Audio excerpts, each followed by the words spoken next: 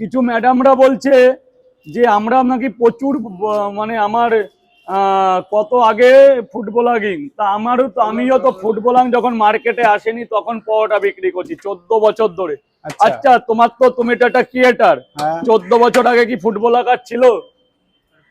থাকলেও এরকম ক্রেজ ছিল বাংলাতে? এটা হয়তো জানো না, বাংলাতে যখন ফুড ব্লগিং মানে বুঝতো না, হ্যাঁ ঠিক আছে, তোমার হচ্ছে আমেরিকা থেকে ফ্রান্স থেকে ক্রিস লুইস এসে একটা দোকানে ভিডিও করেছিল, সেটা সবাই জানে। হ্যাঁ সেটা আর 14-15 বছর ধরে ফুড ব্লগিং, ঠিক আছে, কিন্তু সে দাবি করছে মানে বহু বছর আগে, তার তো কোনো পাত্তাই ছিল না। আচ্ছা, তো কিছু ম্যাডামরা বলছে যে আমরা নাকি প্রচুর মানে আমার কত আগে ফুড ব্লগিং, তা আমারও তো, আমিও তো ফুড ব্লগ যখন মার্কেটে আসেনি তখন পরোটা বিক্রি করছি 14 বছর ধরে।